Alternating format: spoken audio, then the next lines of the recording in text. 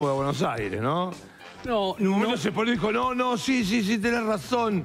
Voy a hacer caso a todo lo que vos me digas.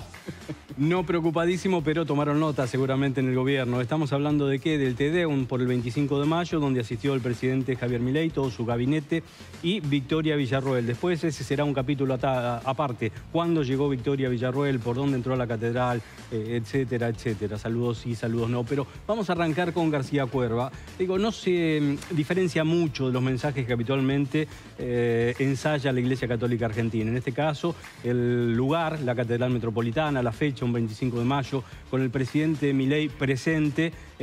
Bueno, retumbaron fuerte las palabras de García Cuerva porque, aunque no lo nombró, se interpreta claramente que esto fue dirigido al presidente Javier Milei por un lado y y a su séquito, por decirlo de alguna manera, a la gente que colabora con su gobierno y también a los libertarios que las redes destrozan a cuanto adversario puedan. El mismo... Nunca ocurrió eso. No. Jamás ocurrió nunca. Que un gobierno vea sus redes, destroza a un adversario y que se siembren divisiones. Nunca. Qué bueno que está García Cuerva para decirlo, ¿no? A veces la Iglesia se toma sus tiempos. Una diplomacia milenaria como la de la Iglesia, bueno, que lo lleva García Cuerva a tomar nota de algunas cosas como si hubieran empezado ayer. Claro, de diciembre. ¿Cuándo fue? ¿Diciembre del 23? ¿Diciembre del 23? Sí, sí. Desde diciembre del 23 que deben existir estas cosas. Claro, exactamente. Se dio cuenta García Cuerva ahora y por eso también pide por los más desprotegidos, por los jubilados, aumento para ellos, que obviamente todos coincidimos, ¿no? Pero es algo que viene desde hace mucho tiempo. La explicación de García Cuerva es que esto viene desde hace mucho tiempo, pero el momento de resolverlo es ahora. Pero vamos a escuchar mejor a García Cuerva cuando hablaba de los odiadores, de las redes, de la información. Esto decía. A pesar de que hoy también a nosotros nos dice que Argentina no está muerta, sino que a veces estamos adormecidos por la indiferencia y el individualismo, hay quienes se burlan de Jesús. Son los haters de aquella época, los que difaman, desprecian o critican destructivamente a una persona, a una entidad o a una obra. Los que odian y justifican su desprecio. El terrorismo de las redes, como decía el Papa Francisco. Hemos pasado todos los límites. La descalificación, la agresión constante, el destrato, la difamación, parecen moneda corriente.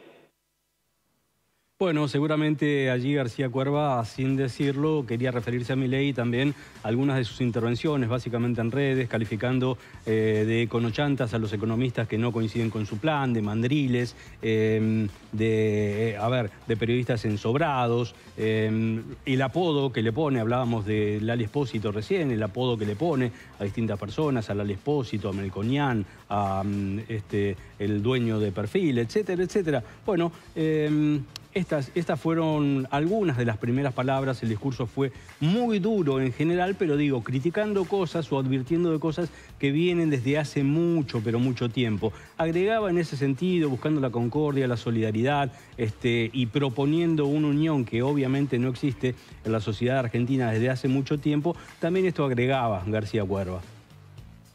El Santo Padre León XIV decía a los representantes de los medios de comunicación hace unos días: la paz comienza por cada uno de nosotros, por el modo en que miramos a los demás, escuchamos a los demás, hablamos de los demás. Y en este sentido, el modo en que comunicamos tiene una importancia fundamental. Debemos decir no a la guerra de las palabras y de las imágenes. Fin de la cita. Tenemos necesidad de diálogo, de forjar la cultura del encuentro, de frenar urgentemente el odio. Démonos otra oportunidad. No podemos construir una nación desde la guerra entre nosotros. Todo acto de violencia es condenable y quiebra el tejido social.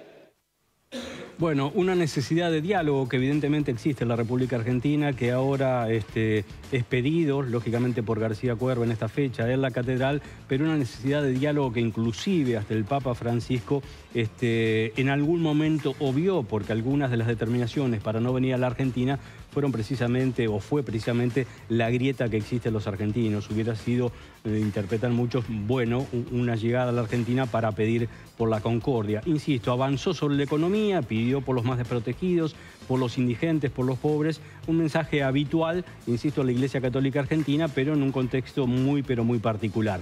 Habíamos llegado a esta instancia con algo previo que tenía que ver con una caminata del presidente Javier Milei desde la Casa Rosada hasta la Catedral Metropolitana, como habitualmente se hace los días 25. El presidente Milei, Karina Milei, en primera fila, acompañado por todo el gabinete.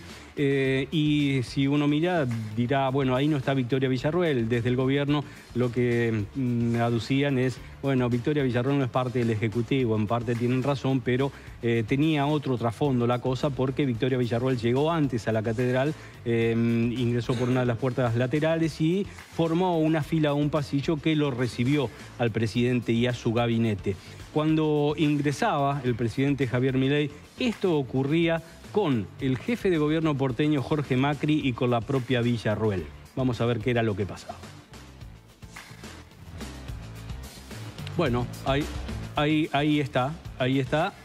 Un Javier Milei que lo deja con la mano extendida al jefe de gobierno porteño, que no saluda a Victoria Villarroel, que después sí es saludada por García Cuerva, y había saludado a todos, había saludado al canoso aquel que está allá atrás, que es Carlos Zapata, un dirigente, un diputado salteño, se había abrazado con José Luis Esper, que estaba a la derecha, pegadito al jefe de gobierno porteño, y bueno, después para explicar esta situación, el propio Milei se encargó de hacerlo, posteó la red X, que, Roma no paga traidores, ¿no? Aquella frase que ya había sido utilizada a propósito del militar portugués que en la época de Cepión, allí en Portugal, era un fuerte resistente a lo que era parte de la conquista romana, y defendía no solo Portugal sino España, y bueno, 3 lusitanos traidores lo mataron y fueron a Roma a pedir la recompensa, y allí fue cuando le dijeron Roma no paga traidores, igual que Julio César, que dijo no me gusta,